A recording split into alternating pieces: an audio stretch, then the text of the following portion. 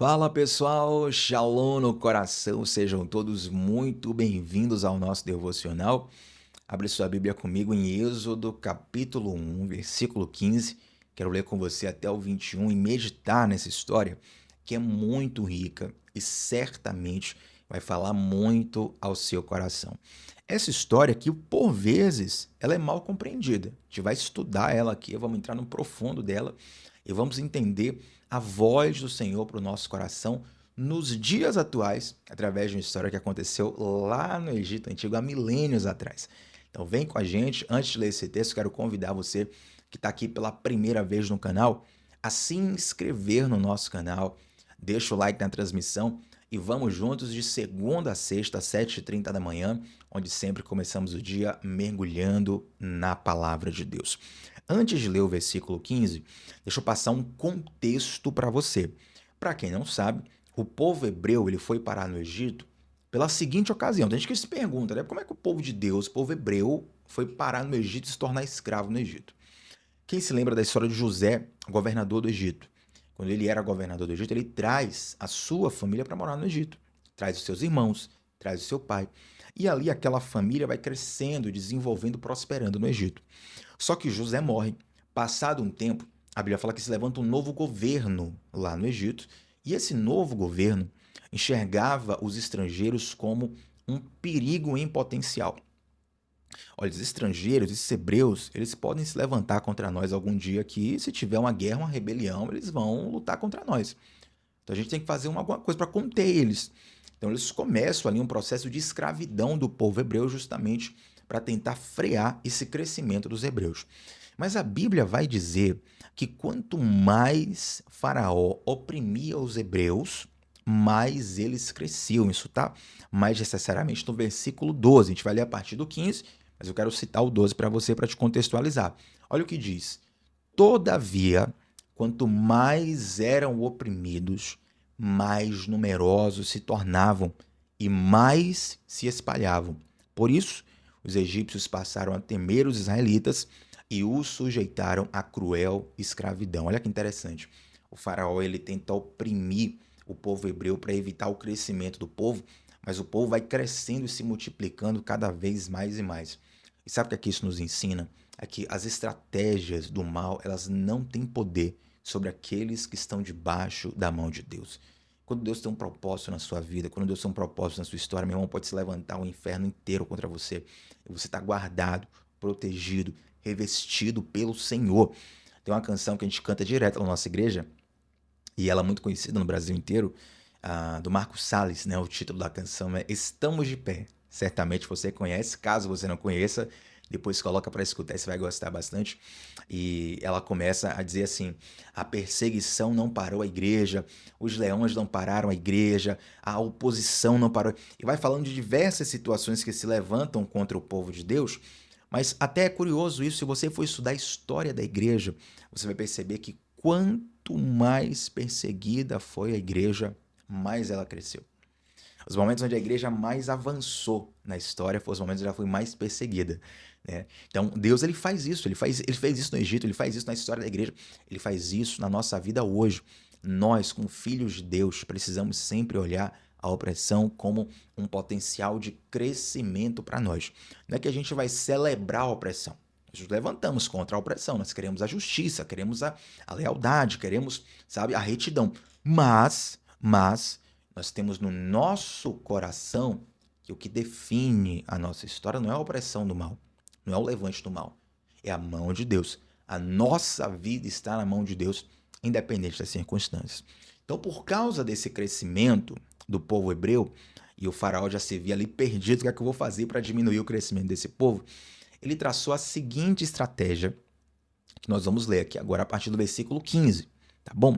E vai dizer assim, ó: o rei do Egito ordenou às parteiras dos hebreus, que se chamavam Sifrá e Puá: quando vocês ajudarem as hebreias a dar à luz, verifiquem se é menino. Se for, matem-no. Se for menina, deixem-na viver. Todavia, as parteiras temeram a Deus e não obedeceram às ordens do rei do Egito, deixaram viver os meninos. Então, O rei do Egito convocou as parteiras e lhes perguntou: por que vocês fizeram isso? Por que deixaram vir os meninos? E responderam as parteiras do faraó: as mulheres hebreias não são como as egípcias. Elas são cheias de vigor, elas dão à luz antes de chegarem às parteiras. E Deus foi bom com as parteiras. Olha que interessante, Deus abençoou as parteiras. E o povo ia se tornando ainda mais numeroso e cada vez mais forte. E visto que as parteiras temeram a Deus, ele concedeu-lhes que tivessem suas próprias famílias. Gente, esse texto ele guarda tantas lições. Eu fiz aqui uma lista de 10 lições. Eu sempre faço uma lista aqui, né, de coisas que a gente pode aprender com o texto. E na grande maioria das vezes eu acabo mesmo fluindo aqui, conversando com vocês. Mas existem muitas lições nesse texto. Algumas delas muito nítidas e algumas um pouco mais escondidas. Por exemplo, está nítido aqui que essas parteiras elas foram abençoadas por Deus. Elas foram favorecidas por Deus. Elas receberam a resposta de Deus porque elas foram fiéis a alguns princípios, mesmo no momento de grande pressão. Será que a nossa fé ela permanece nos momentos de grande pressão? Os diamantes eles são gerados no momento de uma grande pressão. Se você quiser ter uma fé forte, firme, brilhante, valiosa como diamante, você vai ter que passar por uma grande pressão. E essa pressão ela não é para te esmagar, ela não é para te destruir, ela é para te fortalecer. Tem um detalhe interessante aqui, gente, no versículo 15, porque está escrito assim: o rei do Egito, ou seja, o faraó, ordenou às parteiras dos hebreus, que se chamavam Sifrá e Puá. Deixa eu fazer uma pergunta para vocês. Quem é mais importante socialmente e historicamente falando aqui? É o faraó do Egito, que é o líder governamental, político e até tido na sociedade egípcia como um deus vivo. Será que é o faraó que é mais importante ou são as parteiras dos hebreus? As parteiras dos hebreus seria equivalente hoje a alguém que trabalha ali num serviço público na área da saúde, num setor específico, que cuida de um público específico. Você acha que esse funcionário público específico, que muitas vezes a gente nem sabe o nome, certo? Será que ele é mais importante do que o líder de uma grande nação, da principal nação da época? Certamente que não. Mas você vê que no texto a Bíblia fala o nome das parteiras e a Bíblia não fala o nome do rei do Egito, não fala o nome do faraó.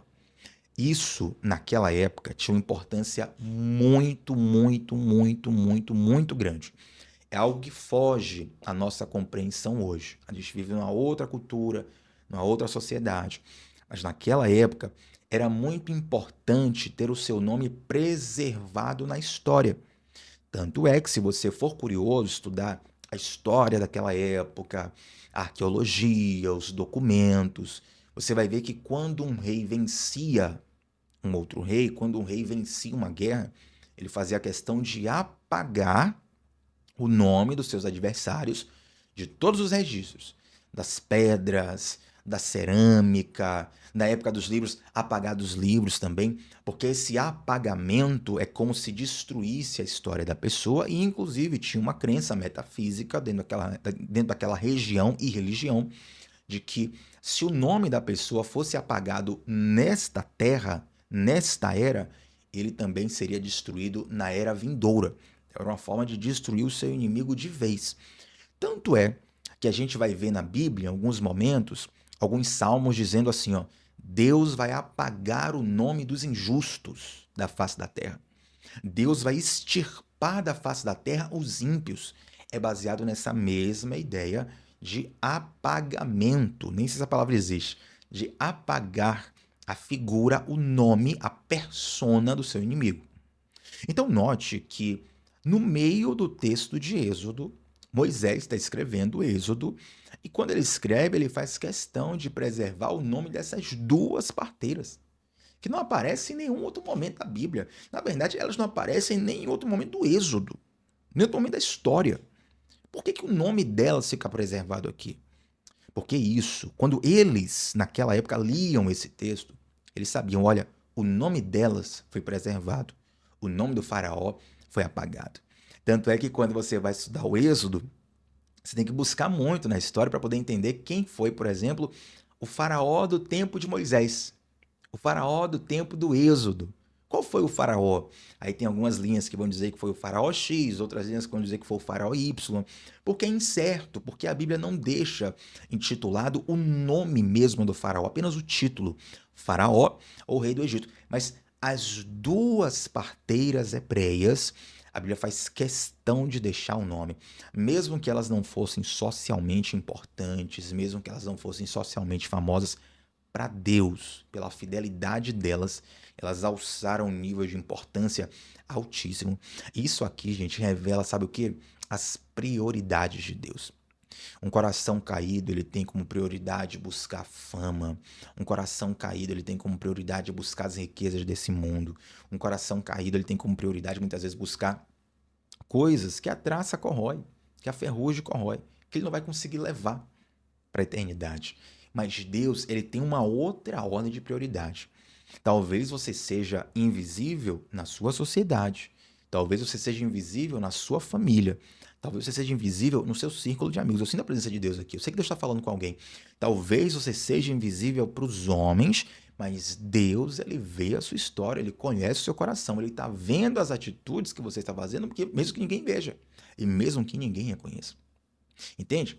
Então, passada a história, o faraó ficou sem nome, teve o nome apagado, mas Sifrá e Puá tiveram seus nomes eternizados a ponto de nós estarmos aqui milênios depois.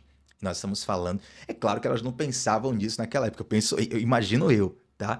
Mas será, gente, que elas podiam ter noção que milênios depois nós estaríamos aqui num outro país, numa outra geografia? Isso aqui foi do outro lado do mundo, o Egito, né? Uma distância de oceanos para o Brasil.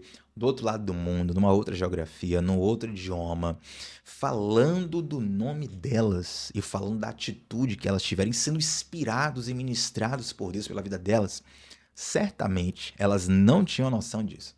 Eu me surpreenderia muito se elas tivessem essa noção. Então, o que é que isso nos ensina?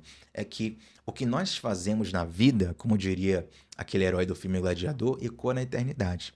Às vezes a gente acha que estamos tomando atitudes ali, decisões que ninguém, isso aqui não vai fazer, não vai beneficiar ninguém, é só um gesto pequeno, uma andorinha só não faz verão.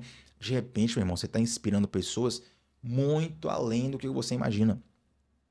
Eu sempre fico impressionado quando lembro que, por exemplo, o Evangelho de Lucas e o livro de Atos, dois livros do Novo Testamento, escritos por Lucas, eles foram escritos, perdão, originalmente para uma pessoa. Sabia disso? Para Teófilo. Quem era Teófilo? Aí a teologia vai discutir. Mas o Evangelho de Lucas e o livro de Atos, eles basicamente são dois volumes de uma mesma obra escrita por Lucas para esse Teófilo. Então note que Lucas, quando ele escreveu, ele achava que estava escrevendo para uma pessoa só. Mas quando a gente vai ver, olha quantas e quantas e quantas e quantas pessoas foram alcançadas e instruídas pelo amor do Senhor e pela sabedoria de Deus, através do Evangelho de Lucas e através do livro de Atos. Entende? Então, muita gente não tem noção do quanto Deus faz na nossa vida através dessas pequenas coisas. Isso é tão grande que a gente já está aqui em quase 14 minutos de devocional e essa é uma observação só que eu achei que ia falar no primeiro minuto. Então vamos correr para a gente fechar esse devocional. A gente, a Bíblia é muito rica, é muito rica. Isso aqui é uma história muito curta, mas olha a riqueza da palavra. E aí no verso 16, o faraó ele vai explicar, ele vai chamar essas hebreias, ele vai dizer, essas parteiras, perdão, ele vai dizer o seguinte, olha, quando as mulheres hebreias elas tiverem filhos, se for menina, você deixa viver. Mas se for menino, você vai tirar a vida deles. Isso, gente, é muito cruel. Tirar a vida de uma criança já é muito cruel. No momento do parto, meu Deus, não consigo nem imaginar alguém propositalmente prejudicar aquilo. Mas note que parteiras são pessoas responsáveis por dar à luz. São pessoas responsáveis por, entre aspas, trazerem a vida. São guardiãs da vida. E agora existe uma ordem sobre elas, dizendo para elas tirarem a vida. Olha que coisa terrível, certo? Por que que muitas vezes a palavra que mais nos machuca é a de quem está próximo de nós? É a de um cônjuge, é a de um irmão, é de um amigo, é do filho, sabe? Por quê? Porque dessas pessoas mais próximas você espera a proteção. Então a palavra dessa pessoa, muitas vezes ela fere com mais profundidade, porque quem deveria te proteger te agrediu. Então você vê quantas vezes, quantas histórias a gente vê de pessoas que cresceram traumatizadas por conta de violência no seio familiar, por conta de palavras, violência verbal, violência física, violência moral e de outra sorte também. A gente vê pessoas que tiveram a sua vida completamente maculadas porque aqueles que deveriam proteger, aqueles que deveriam guardar, estavam, na verdade, destruindo. Isso é muito cruel. Uma coisa até que se a gente começar a mergulhar aqui, a pensar nisso, meu coração mesmo já se angustia, a emoção já começa a mudar, o clima da coisa já começa a mudar. Então o faraó pede a elas, ordena a elas, na verdade, que quando nascesse menino, elas dessem um jeito de não deixar esses meninos viver. Olha que ordem cruel que faraó teve aqui. Tem inclusive, isso aqui tem uma razão espiritual muito forte, muito forte. Eu fiz uma aula de 1 hora de relógio na comunidade do discipulado bíblico sobre batalha espiritual, uma das aulas sobre batalha espiritual, dissecando só essa história aqui do nascimento de Moisés. Tem uma aula só sobre isso na nossa comunidade do discipulado. Para quem não sabe, a comunidade do discipulado é uma plataforma que nós temos para estudar com profundidade a palavra de Deus. Tem vários módulos lá, tem várias aulas. E para você entrar na comunidade, nós deixamos o link fixado aqui nos comentários. Então clica, vai ser o melhor investimento que você vai fazer na sua vida espiritual, estudar com profundidade a palavra de Deus. Agora, profundidade e acessibilidade. Linguagem simples, linguagem fácil. Você vai entender, vai ser uma bênção para você. Entrar na comunidade. E nós fizemos uma aula sobre batalha espiritual, sobre uma questão espiritual muito profunda aqui. Mas caminhando adiante do devocional, o faraó ele pede para essas parteiras, né, não deixar viver os meninos. E aí acontece o seguinte: as parteiras deixaram os meninos viver. O faraó fica furioso, né? E o faraó pergunta: por que vocês deixaram viver os meninos? Elas respondem: as mulheres hebreias não são como as egípcias. Elas são cheias de vigor e dão à luz antes de chegarem às parteiras. Aqui vem, gente, um momento onde muitas pessoas entendem equivocadamente esse texto, tá?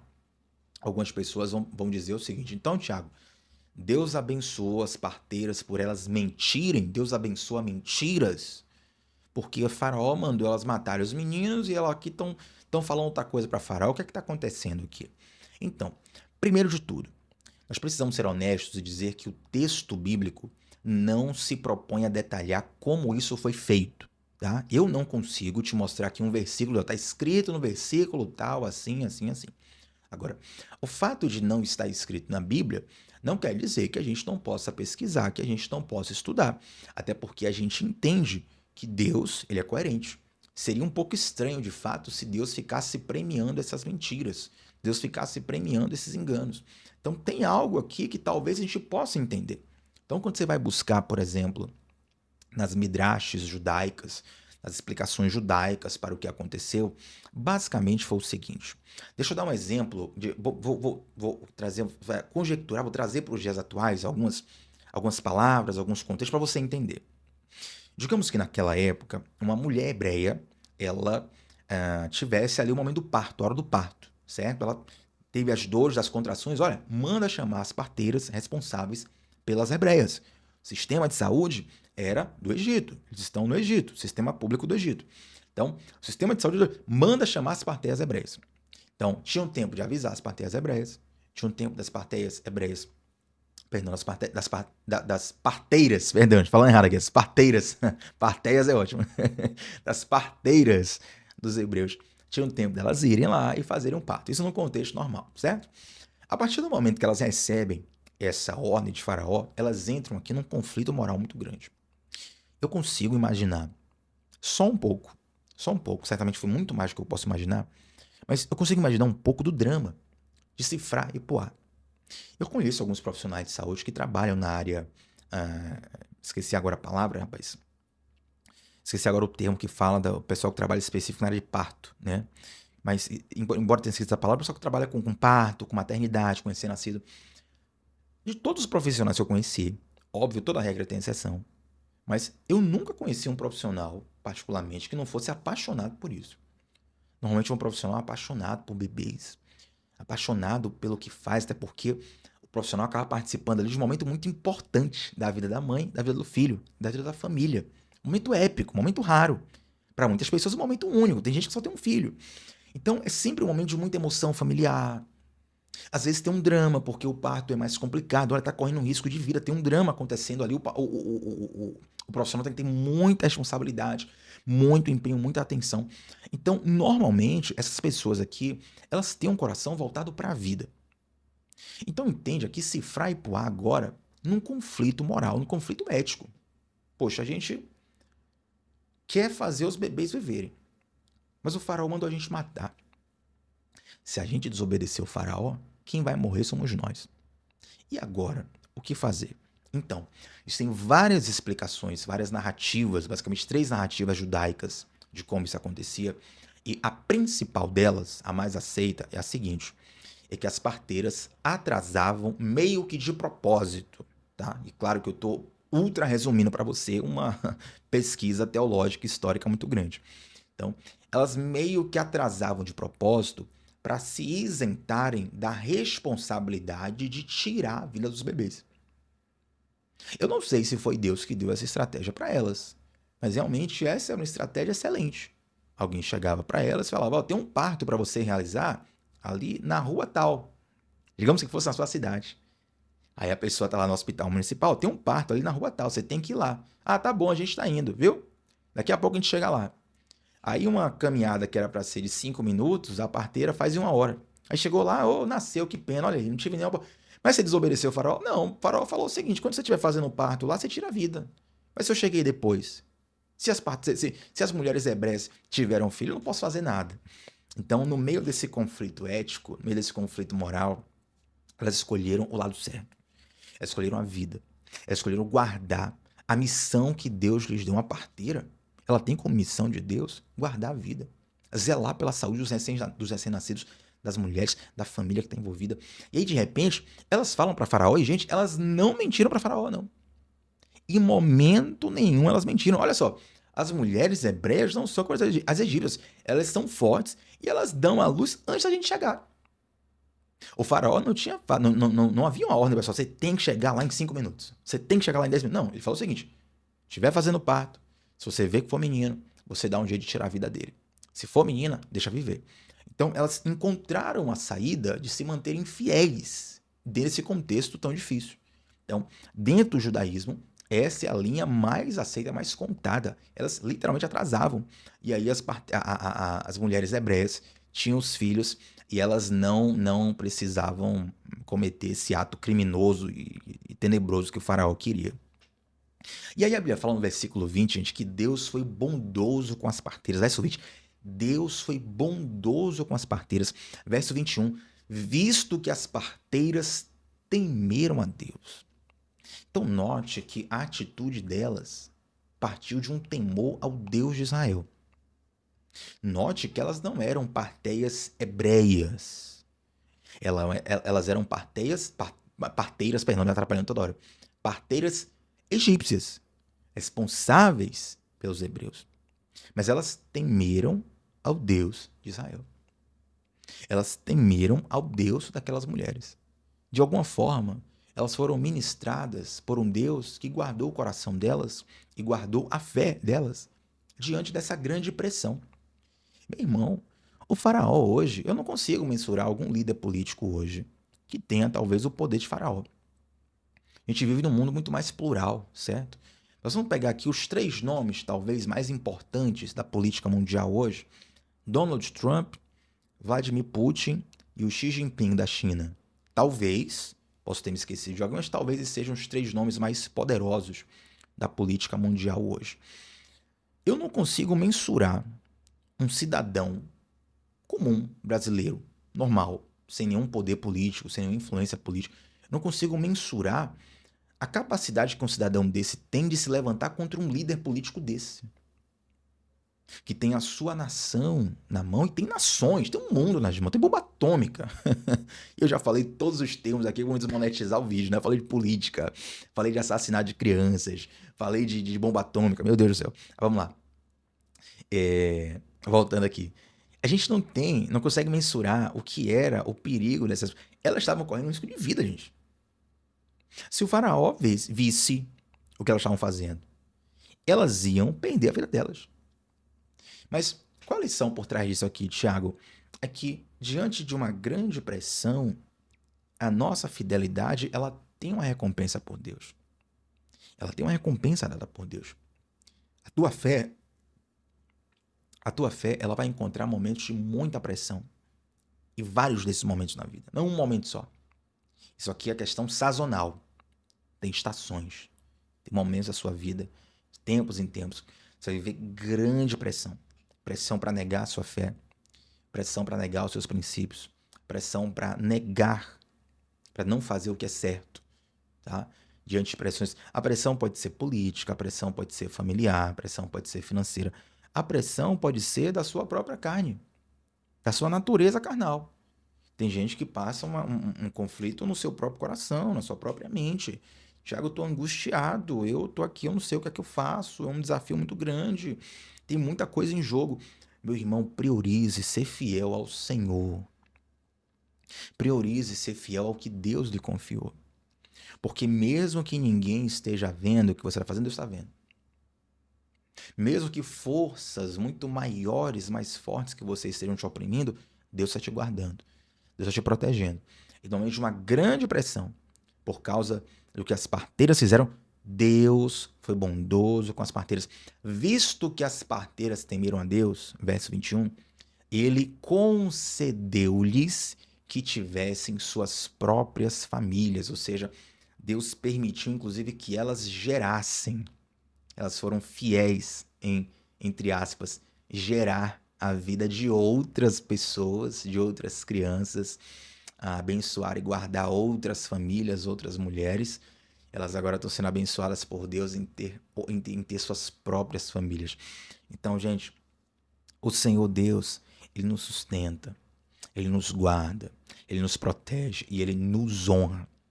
De vez em quando eu evito enfatizar isso, porque eu evito pregar um evangelho que é muito voltado para recompensa, sabe? Se a pessoa fica muito correndo atrás da bênção e tal, eu evito.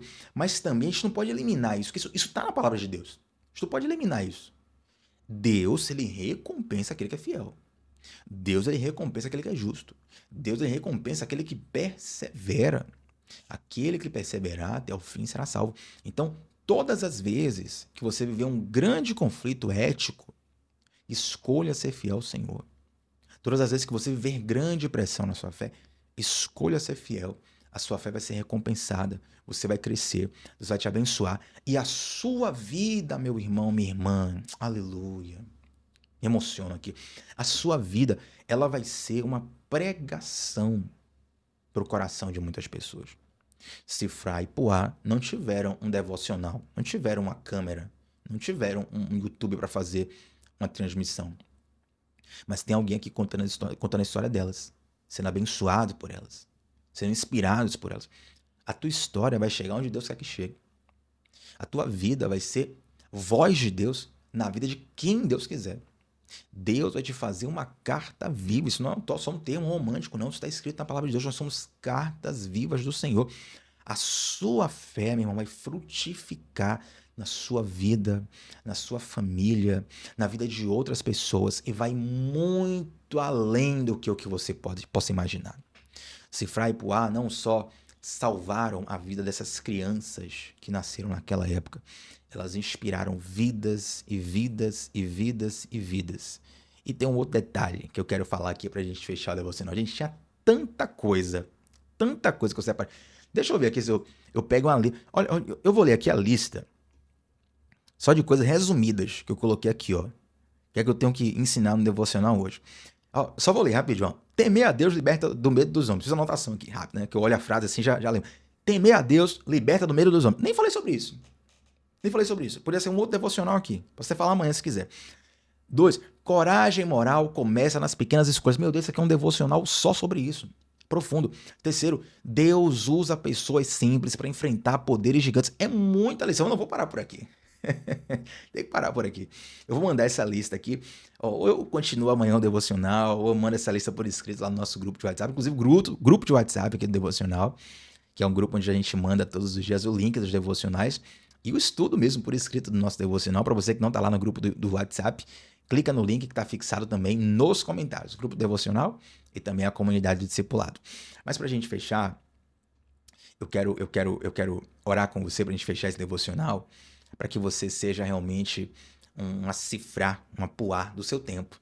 Você seja alguém que mesmo talvez não sendo super famoso, super poderoso, super rico, super influente, você vai ser alguém que vai fazer a diferença onde você está. Não se preocupe em ganhar o mundo inteiro de uma vez, em abraçar o mundo de uma vez só. Se preocupe em ser fiel onde Deus colocou. Se você for fiel onde Deus colocou, você vai conseguir cumprir exatamente o que Deus quer para sua vida. Seja fiel, seja num lugar pequeno, você vai ser fiel, lugar grande vai ser fiel, lugar de projeção vai ser fiel, lugar de anonimato vai ser fiel. Não se preocupe em projeção, não se preocupe em fama, não se preocupe em criar roteiros para sua vida. Deus está cuidando de você. Seja fiel ao Senhor. E pode ter certeza que Ele vai soprar a tua história, vai frutificar a sua vida conforme Ele pode fazer, muito mais do que nós podemos. Amém? Vamos orar ao Senhor. Eu quero te convidar a deixar um like na transmissão, te convidar a se inscrever no nosso canal. A gente tem um encontro marcado aqui de segunda a sexta, 7h30 da manhã. E eu quero orar agora para a gente fechar o nosso devocional. Amém? Santo Deus, muito obrigado, Pai, por essa palavra, muito obrigado por esse ensinamento. Tua palavra é muito rica, muito rica. Muito obrigado, Senhor. Eu te peço, nos dá sensibilidade aos ouvidos, ao coração, à mente, para a gente ouvir, sentir e entender a sua palavra. Mas nos dá também, Deus, diligência nas mãos, para que a gente não ouça apenas um devocional belo, mas que nós possamos realmente ser fiéis a Ti em ambientes de muita pressão, ambientes de muita dificuldade. Nós confessamos, Pai, nem sempre é fácil, mas nós temos ao Senhor. E se temos a Ti, não nos falta nada. Meu Deus, nos ajuda a perceber que a fidelidade, mesmo nos pequenos passos, mesmo nas pequenas escolhas, é um grande resultado. A fidelidade por si só já é um grande resultado. Nos ajuda a entender, Pai, que podemos ser instrumentos do Senhor onde Tu nos colocaste. E nos ajuda a compreender que mais importa, como diz lá em Atos, mais importa ser fiel a Deus do que aos homens. Guarda e esconde nosso coração em Ti, Pai. E eu te peço para terminar uma bênção especial sobre todos que estão assistindo esse devocional e orando nesse momento. Em nome do Senhor Jesus. Amém. Gente, antes de sair desse devocional, comenta aqui abaixo qual foi a parte desse devocional que mais falou ao teu coração. Se inscreve no nosso canal, clica no comentário fixado, vem para o nosso grupo de WhatsApp, vem para a comunidade do discipulado e, é claro, estamos juntos de segunda a sexta, 7h30 da manhã, onde sempre começamos o dia mergulhando na palavra de Deus. Shalom no coração, meu povo. Até a próxima. Tchau, tchau.